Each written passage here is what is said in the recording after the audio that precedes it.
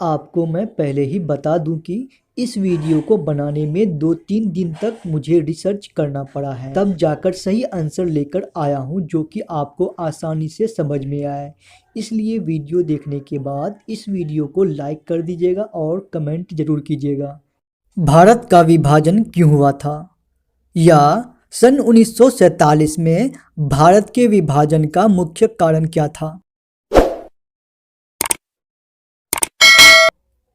सबसे पहले आपको बता दें कि भारत का विभाजन एक जटिल मामला है जिसके लिए किसी एक को जिम्मेदार ठहराना ना समझिए।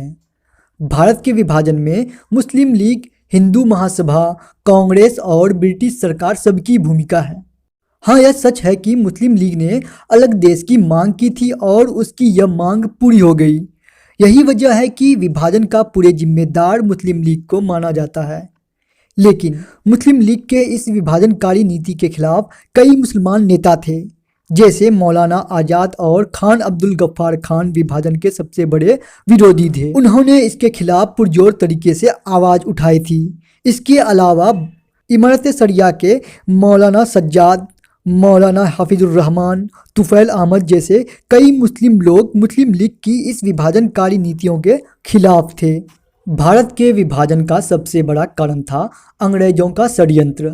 ब्रिटिश सरकार काफ़ी समय से कांग्रेस को एक हिंदू संस्था का नाम देकर मुस्लिम लीग को भड़का रही थी।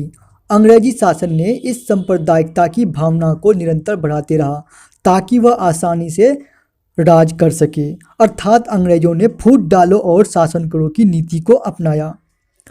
अंग्रेजों ने मुसलमानों की सहानुभूति प्राप्त करने के लिए मुस्लिम लीग को गुप्त तौर पर समर्थन देना शुरू कर दिया था, जिसके कारण मोहम्मद अली जिन्ना तथा मुस्लिम लीग के कई सदस्य ने यह कहना शुरू कर दिया कि हिंदू और मुस्लिम भारत में रहने वाले दो अलग अलग राष्ट्र हैं जिनका अधिकार व स्थान बराबर है। इसके अलावा इतिहासकार उमा कौर ने लिखा है कि विभाजन की रेखा तब गहरी हो गई जब 1929 में मोतीलाल नेहरू की कमेटी की सिफारिशों को हिंदू महासभा ने मानने से इनकार कर दिया था। मोतीलाल नेहरू ने अन्य बातों के अलावा इस बात की भी सिफारिश की थी कि सेंट्रल असेंबली में मुसलमानों के लिए 33% सीटें आरक्षित हो, जिसे हिंदू महासभा ने मानने से इनकार कर दिया था। इतिहासकार चारू गुप्ता ने लिखा है कि कांग्रेस के भीतर हिंदूवादी तथा हिंदू महासभा के नेता ने जिस तरह से भारत माता, मातृभाषा और गौ माता के नारे लगा रहे थे, उससे बहुसंख्यक वर्चस्व का माहौल बन रहा था, जिसमें मुसलमानों को यहाँ रहना असुरक्षित लगा। इसलिए मुस्लिम लीग के अलावा बहुत से मुसलमानों को लगा कि भारत में मुसलमानों की संस्कृति, धर्म, हित सुरक्षित नहीं है। इस कारण एक अलग पृथक राष्ट्र की मांग उठने लगी। वैसे 1905 में अंग्रेजों ने बंगाल का विभाजन धर्म के आधार पर करके विभाजन की नींव रख दी थी। इसके अलावा समाजवादी नेता राम मनोहर लोहिया ने अपनी किताब गिल्टी मैन ऑफ पार्टीशन में लिखा है कि कई बड़े कांग्रेसी नेता, जिनमें नेहरू भी शामिल थे, वे सत्ता के भूखे थे, जिनकी वजह से बंटवारा हुआ है।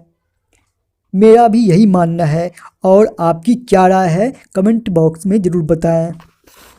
एक मिनट रुकिएगा। अगर यह जानकारी आपको सही लगी तो वीडियो को लाइक कीजिए, वरना डिसलाइक कीजिए। हाँ, अगर आप मेरे चैनल पर नए हैं तो सब्सक्राइब जरूर कीजिएगा। अंत में एक बात और, अगर मेरा काम आपको पसंद आता है तो इस वीडियो को अपने दोस्तों में शेयर कीजिए ताकि मेरा थोड़ा और भला हो जाए। अंत में एक बात और, वीडियो को अंत तक देखने के लिए धन्यवाद।